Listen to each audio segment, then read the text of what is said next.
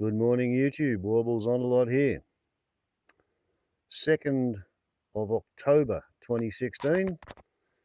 Daylight saving started today, and I'm just getting ready for the outsiders, and hopefully first dog on the moon as well. Time now for Outsiders. I'm Barry Cassidy, and you're not. Joining you this morning, journalist, author, academic Sean Carney, who's got a new book, a memoir out next month called Press Escape. Commentator Sabine Wolfe, Senior Research Fellow at the Institute of Public Affairs, Chris Berg. Welcome all, and happy Jimmy Carter birthday to you all. Thank you for raising it. Back when presidents were presidents. So who watched the debate? I've said that you all did. Is this true? Oh, yeah. Yes. Oh, definitely. Popcorn was required. What an extraordinary piece of not only politics but television that was. I mean, it was ripping encounter. It was, but you know, it's quite interesting. I always find Trump very difficult to listen to because it's sort of like somebody who can't write. Speaking, it's sort of, here's an assertion, and now I digress into this completely unrelated point, and I come back to my assertion, and here's something with no facts behind it whatsoever, and it's actually quite exhausting to listen to. Several very helpful sources on the internet published the full transcript, which was an extraordinary thing to read. He's like a very boastful 14-year-old kid, basically, who just sort of joins words up. I actually saw the debate in a bar at Houston Airport after a couple of weeks in America, and the formulation that he used at one point when they were talking about the stop and frisk laws, whether they'd been ruled unconstitutional, was that he said that it had gone up against a very against police judge. And what a man, yeah. You know, he says these things, and we're so used to them. A lot of information across in a very short. I mean, look, I understood what he meant. I had to think about it. That's the thing. If you did miss it, look, we can't possibly do the full 90 minutes justice, but here in a minute 54, here's a small sample.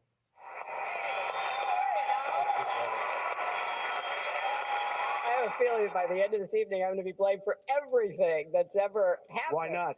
Why not? Yeah, why not? The next segment, we're continuing the subject of... Well, at least I have a plan to fight ISIS. No, you're telling the enemy everything you want to do. No, we're not. See, you're telling the enemy everything you want to do. No wonder you've been fighting. No wonder you've been fighting ISIS your entire adult life. I think my strongest asset, maybe by far, is my temperament. I have a winning temperament. I know how to win. Woo, okay. I will release my tax returns against my lawyer's wishes when she releases her 33,000 emails that have been deleted. He has really started his political activity based on this racist lie that our first black president was not an American citizen. We're talking about racial healing in this segment. We could go on. What do you say? Sounds like Why? No. Who won, Chris Berg? The obvious answer is Hillary, and not just because the debate looked better for Hillary. I think it demonstrated a couple of things. First of all, it demonstrated that Hillary's problem has always been she hasn't seemed that warm or personable or something like that. But against Between two ferns fixed all that. but against what is quite obviously a caricature of a human being, she looks fantastic. But it also demonstrates not just the debate demonstrated not just that that Hillary had the better go on the night, but it demonstrated and reinforced all the potential problems with Donald Trump in the first place. He looks rash. He looks easy to distract. He can be, as Hillary Clinton has often said, he can be baited by a tweet. He's been talking about, ever since the debate, he's been talking about the same issue for the last 4 days, which is wildly out of what the GOP wants to talk about. This has been a disaster for Trump. That was the thing for me. I don't think Hillary, she performed competently. I didn't see any standout lines. There was nothing that sort of really grabbed me, but she won by default because she wasn't completely crazy. It's Like somebody else. really low bar. But this, Sean, I mean, it's the interesting question here is, I mean, and this is the story of the entire Trump candidacy, that we're inclined to analyse it on the terms in which we would traditionally analyse politics. And Hillary could well have won the debate, but have actually lost the moment potentially as well. That's right. I mean, the way that the debate was promoted all day on the cable news networks over there was as the Super Bowl of debate, Super Bowl of politics. And it was interesting seeing so many of the punters, voters, especially younger people who were being interviewed around the university campus, and how disengaged they seemed to be in it. And I think that's really the big takeout that I sort of carry away from the whole thing, that the American public continue to be disengaged. And I think that's the only way that you can which is the group that explain Trump reaching to. Yeah.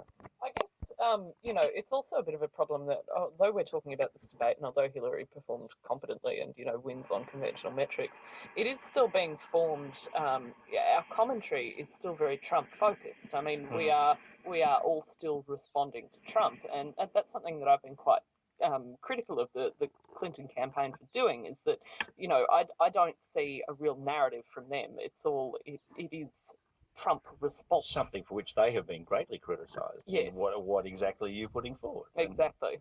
That's sort of absent. But why would they do anything but this? I mean, they can be a small target. They can be a small target. It's a two-person race, effectively. There are, of course, third parties that will do 10% or so of the vote, but it's a two-person race, and you just have to beat the worst candidate. You think Australian media is a bit weird. Here's a little glimpse of what it's like on the other side of the Pacific. Here's Sean Hannity.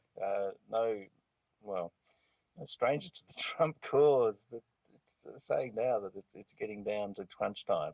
I've given the admonition. I've repeated myself. I do it every day. And I'm going to tell you something. I don't know how people are going to end up voting. I don't have a clue who's going to win in 39 days. I'm glad it's at least close, but frankly, the fact that the single most dishonest, corrupt human being has a shot. Now, I've experienced this. I tried to warn the country about Obama. I tried. And I know I'm out on a limb here, but I don't care because it's the right thing to do. You have a choice. America lives or dies in 39 days. That's how I look at it. See, when you said the single most corrupt person, I thought, he's going to endorse Hillary. Which one is he talking about? It could be either. Oh dear. Yeah. Look, this is pretty sad. This is pretty damn sad. I think it's sad for a couple of reasons. I think it makes the conservative intellectual movement, or at least those who've gone over to the Trump camp, look pretty bad in the US. It's really bad to hear someone like Sean Hannity, who prides himself as a constitutionalist, say that no matter if the wrong person wins the presidency, America's stuffed. The Constitution was specifically designed to avoid that being the case. The idea that everything rides on the presidency is one of the positions that the conservative movement has traditionally pushed against, or certainly the conservative intellectual movement. But the country faces this proposition. I mean, assuming a Clinton win, you can still assume 40-something% of the population that hates her, hates the way politics is constituted, and will potentially act that out with their guns or their voices or in whatever way. I mean, it's a divided country. It's a very divided country at the moment, and that's why Trump's been so successful. But I was lucky enough to be at the Republican National Convention, which is crazy, and everybody has to do one. And yet seems so much saner now in retrospect. Oh, yes. But it was quite interesting, watching all the hardcore operatives, the actual insiders, and they were sort of wandering around with a sense of shell shock going, what has happened to our party and who are these people? It's really interesting to see how divided the GOP is within itself. Mm. I mean, I guess, Sean, we all really wanted a sort of a Sanders-Romney contest in 2016. Well, and we sure haven't got it. I mean, if you look at the numbers, really, you depending on the turnout. I mean, if Trump's sitting at around 42% of the vote now, when we were talking about, you know, somewhere in the mid-50s, 55 million votes or something like that, 55 million Americans will vote for him. That's a hell of a lot of people who are making a very, very solid statement about what they want and don't want in this country. That's not in their necessarily country. so. I think it could tell us that they're actively doing a vote for Trump, but it could just tell us that party loyalty is really, really substantial and is willing to overcome obvious weaknesses in an individual candidate. Or that neither party Sure. has appeal, and that Yes. there is a substantial appeal Yeah. of net. Yeah. He Hillary simply Clinton, represents from that. the Republican perspective, may be just as bad, if not worse. Yeah. And that is worth discussing and worth understanding as well. Chris Berg, Sabine Wolf, and Sean Carney are your outsiders. One thing is certain here, that 9 minutes to 10, the entire problem of American politics is caused by renewable energy. Yes. Yeah, I think that's unquestionable. As are most things. Yeah, well, we can just let that stand. We had a lot of things. We had a lot of Wrap it things up. this week. We had a lot of things this week blamed on renewable energy. So why not? Why not, Just indeed? chuck it into the mix. Chris Berg, what happened there? We had a serious weather event in South Australia, and while the emergency crews were still helping people in their tinnies, we had politicians making some extraordinary claims. Yeah, politicians do politics regardless of what's happening at any given moment. But you can't divorce. So this seems like it's suddenly blown up as the natural disaster occurred. But really, the state of the South Australian electricity market has been a matter of debate for months and months and months. The Grattan Institute put out a report pointing out that they had a really unstable and incredibly expensive electricity market. And of course, people are turning around and saying, well, are those two things connected? Now, Well, it's hard to imagine that they are in this specific incident, surely. Well, no, I mean, it's quite obvious that there is a connection between the fact that they don't have much non-renewable power sources within the state, and then when it gets disconnected from the national electricity market, then it becomes a huge problem. But you can't divorce that previous debate from this one as well. And the idea that everybody just banged on about whatever ideological position, I don't think. But you know, you had people saying it's all the fault of renewables, and people were very quick to do that. I mean, the lights were still out, and that was the argument being made. And you know, then it transpired that a bunch of power lines had fallen down, and you know, that to me seems like the issue. Everybody's quick to jump on whatever political position they have. So yes, there were people who immediately said it was because of wind power.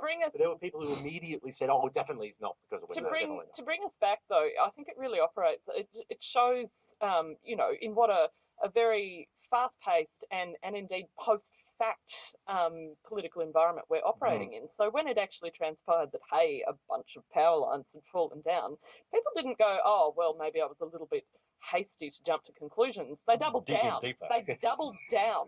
I mean, sure, there is an interesting issue here. I mean, all this will be sorted out, and we'll get to the bottom of why this happened.